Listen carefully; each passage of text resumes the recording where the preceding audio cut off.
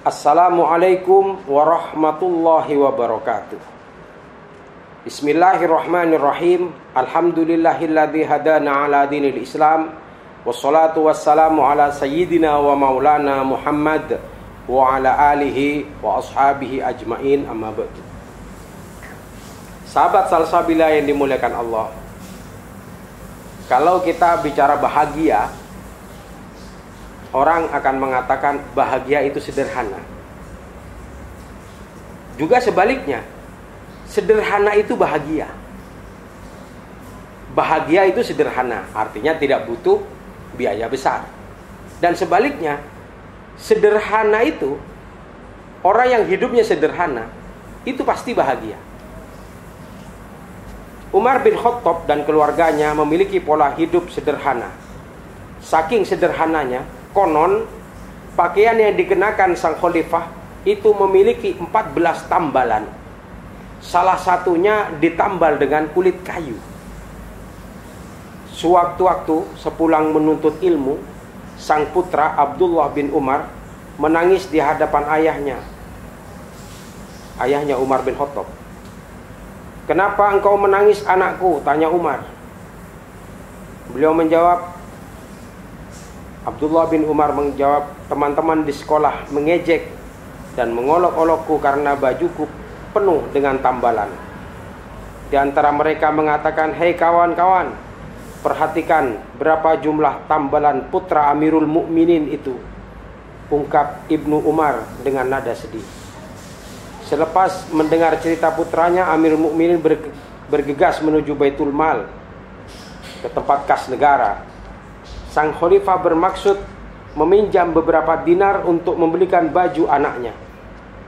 Karena tidak bertemu dengan pejabat bagian kas negara, dia pun menitipkan surat kepada penjaga kas negara. Berikut isi surat tersebut. "Dengan surat ini perkenankanlah aku meminjam uang kas negara sebanyak 4 dinar sampai akhir bulan.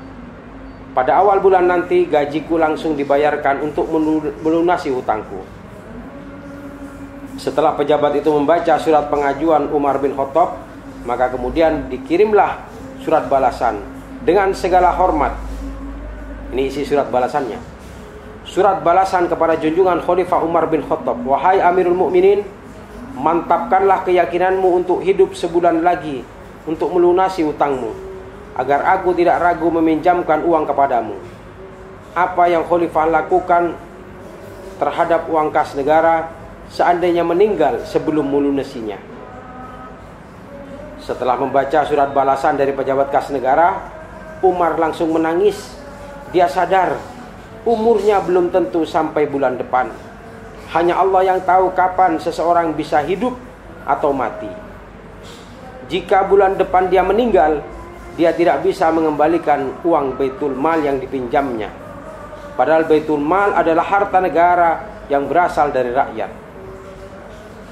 Kemudian Khalifah Umar batal meminjam uang Baitul Mal untuk membelikan baju anak lelakinya. Beliau lalu berpesan kepada sang putra, "Wahai anakku," seraya mengelus kepala sang putra, "sungguh aku tidak mampu membelikan baju baru untukmu.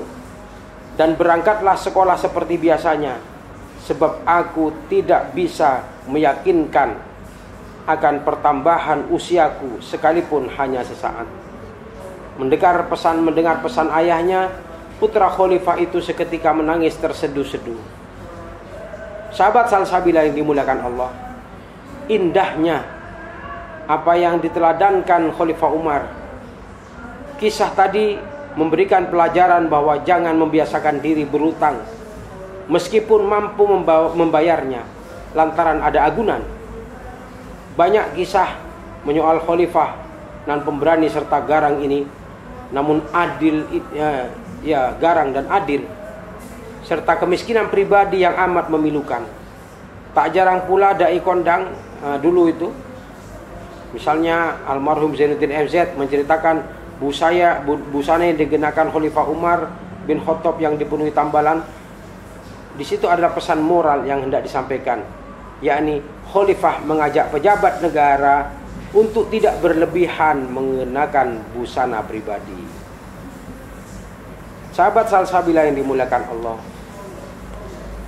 kesederhanaan adalah keindahan, kesederhanaan adalah kebahagiaan, dan itu dijamin oleh Allah. Ma'ala manik tasoda, tidak akan hina orang-orang yang berlaku atau bersikap sederhana. Pertama, sederhana dalam niat. Tidak usah berniat hendak jadi raja, tidak perlu bercita-cita jadi orang berpangkat dengan gaji besar, akan mengharapkan bintang yang akan dihiasi di dada. Yang perlu ialah meluruskan niat. Sebagai makhluk hidup, kita harus berjasa kepada kehidupan. Sebagai laki-laki, kita harus tegak lurus pada garis sebagai seorang laki-laki. Sebagai manusia, kita harus mempunyai kemanusiaan. Jika telah cukup kemanusiaan, walaupun kaya atau miskin, termasyhur atau tidak terkenal, semuanya hanya warna hidup belaka, bukan hakikat hidup. Hakikat hidup ialah tujuan, niat suci dan sederhana itu. Kemudian sederhana dalam berpikir. Supaya tercapai tujuan niat yang suci dan teratur urusan hidup kita, tercapai keselamatan hidup di dunia yang fana menjelang akhirat yang baqo, hendaklah kita mementingkan pikiran kita sendiri. Pikiran yang matang dapat membedakan yang gelap dengan yang terang, yang hak dengan yang batil, dan membuang jauh-jauh pendapat yang salah dan pendirian yang curang. Yang ketiga, sederhana dalam keperluan hidup.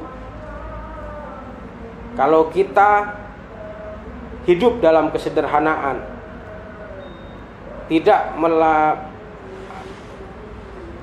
tidak mengumbar hawa nafsu, kita tidak akan dapat masalah dan tidak akan mendapatkan halangan dalam sisa hidup ini. Sahabat salsabila yang dimuliakan Allah, usia manusia itu telah ditentukan oleh Allah. Islam menghendaki kehidupan yang sederhana. Kebahagiaan seorang mukmin semakin bertambah ketika dia semakin dekat dengan Tuhannya, semakin ikhlas dan mengikuti petunjuknya.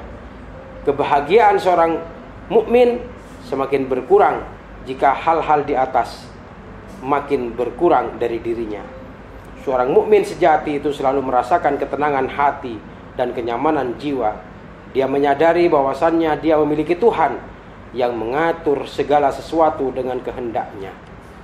Kaifa nakhaful faqra wa nahnu abdul ghani. Mengapa kita takut kemiskinan sedangkan kita adalah hambanya Zat yang Maha Kaya. Wallahu a'lam.